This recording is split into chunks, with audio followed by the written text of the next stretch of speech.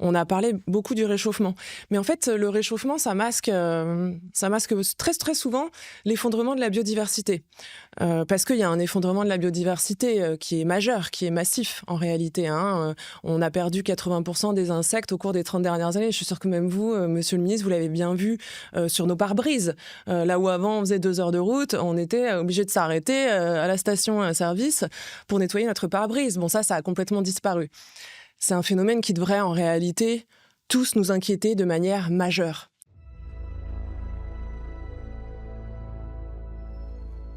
Les insectes, c'est le socle alimentaire de tout, c'est des réseaux trophiques. C'est-à-dire que, vous savez, on mange plus petit que soi généralement dans le vivant. Donc, en fait, si on supprime les insectes, on supprime l'alimentation des batraciens, des oiseaux et des mammifères et de toutes les chaînes alimentaires. Et puis aussi, dans les insectes, il y a les pollinisateurs.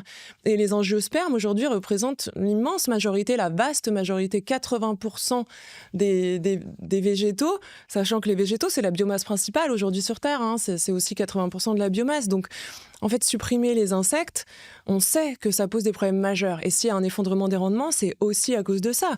C'est parce que, en fait, il y a de moins en moins de pollinisateurs, de moins en moins d'insectes, de moins en moins de prédateurs. Beaucoup des virus qu'on voit aujourd'hui dans nos élevages sont en fait véhiculés par des vecteurs que sont des insectes. Souvent des mouches, des drosophiles, des tiques, des taన్స్. Et l'utilisation intensive de pesticides provoque des résistances. Donc en fait, les pesticides, ça tue tout sur son passage.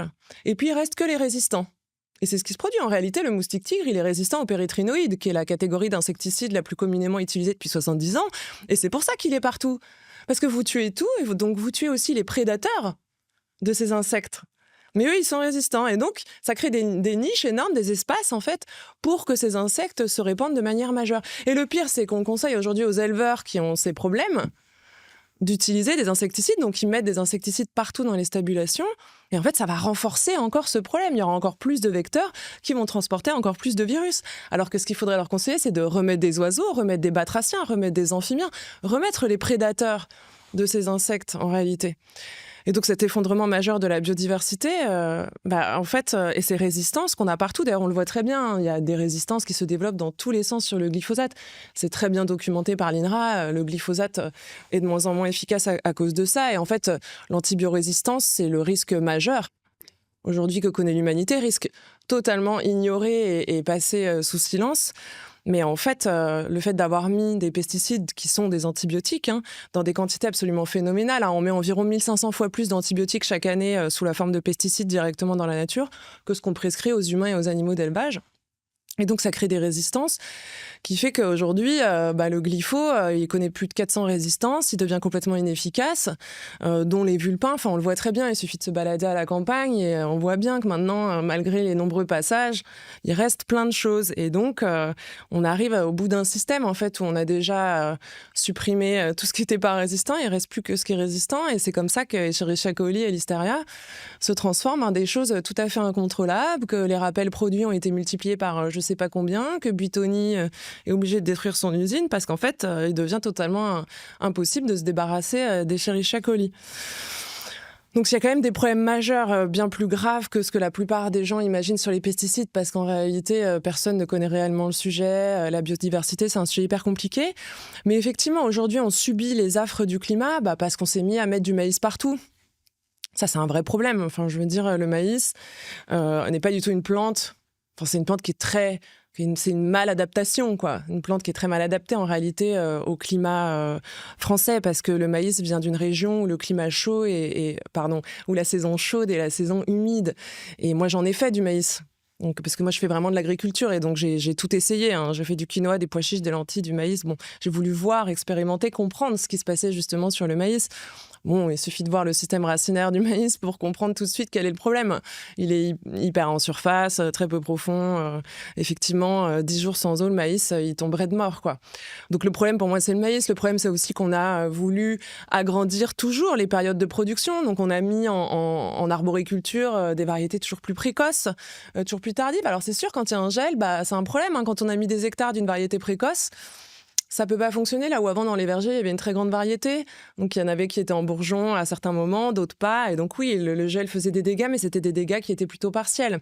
Comme les pathogènes dont je parlais tout à l'heure. Quand on a une uniformité génétique, eh bien à ce moment-là, la maladie, lorsqu'elle elle atteint un individu, en fait, elle atteint tout le monde, quoi. L'exemple que je donne pour que les gens comprennent bien en général, c'est que si on avait tous le même patrimoine génétique pendant le Covid et qu'on était sensible au Covid, on serait tous morts. C'est bien parce qu'il y a une grande variabilité génétique au sein de l'espèce humaine que certains meurent et d'autres pas. Et c'est ça qu'il faut réintroduire en agriculture. Et je tiens juste aussi à dire, voilà, si on parle de biodiversité, justement, c'est pour ça.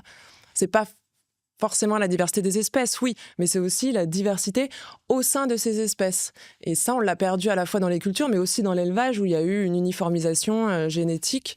Bon, c'est facile à dire a posteriori, mais voilà, il faut réintroduire de la diversité. Ça fait partie de la solution. Et bien souvent, les problèmes, ils viennent de là, bien plus pour moi que du réchauffement. Voilà.